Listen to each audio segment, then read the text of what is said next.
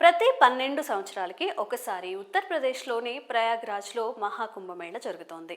ఈ ఏడాది 13 నుంచి ఫిబ్రవరి 26 వరకు మహాకుంభమేళ జరుగుతుంది.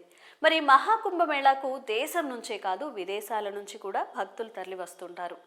కుంభమేళా జరిగే సమయంలో 14 అఖాడాలకు చెందిన లక్షలాది మంది సాధువులు పవిత్ర సంగమంలో స్నానం చేస్తారు.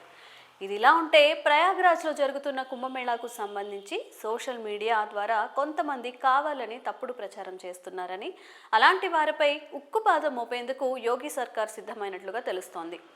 వివరాల్లోకి వెళితే కుంభమేళా మొదలైనప్పటి నుంచి ఇక్కడ చలి తీవ్రత చాలా ఎక్కువగా ఉందని, అది తట్టుకోలేక 11 మంది మరణించారని, చాలామంది ఆసుపత్రి పాలయ్యారంటూ మీడియాలో తప్పుడు సమాచారాన్ని ప్రచారం చేసిన లాలూ యాదవ్, సంజీవన్ను పోలీసులు అరెస్ట్ చేశారు. ఈ ఘటనపై యూపీ సీఎం యోగి ఆదిత్యానంద్ తీవ్రంగా స్పందించారు.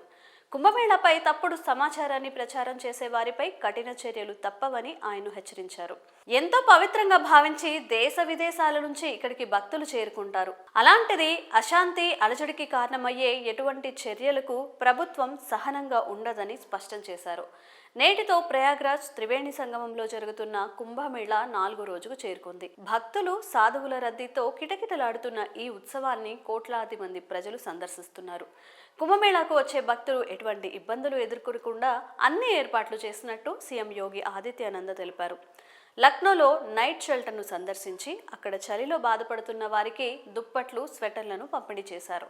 ఈ సందర్భంగా ఆయన మాట్లాడుతూ కుంభమేళా ప్రాంగణ్యంలో వైద్య శిబిరాలు 24 గంటల పాటు అందుబాటులో ఉంటాయని, అస్వస్థకు గురైన భక్తులను వెంటనే వైద్యం అందించేందుకు ప్రత్యేక సిబ్బందిని నియమించినట్లుగా కూడా తెలిపారు. భక్తుల కోసం అన్ని ఏర్పాట్లు సక్రమంగా ఉండేలాగా పర్యవేక్షణ జరుగుతుందని యోగి ఆదిత్యానంద ప్రభుత్వం తెలియజేసింది. ఎక్కడ ఎలాంటి ఇబ్బంది ఉన్నా కూడా భక్తులు సమీప అధికారులకు ఫిర్యాదు చేయవచ్చని, వారు వెంటనే సమస్యలను పరిష్కరిస్తారని అన్నారు. ఇక ముందు ఎవరైనా తప్పుడు ప్రచారం చేస్తే వారిపై కఠిన చర్యలు తీసుకుంటామని హెచ్చరించారు.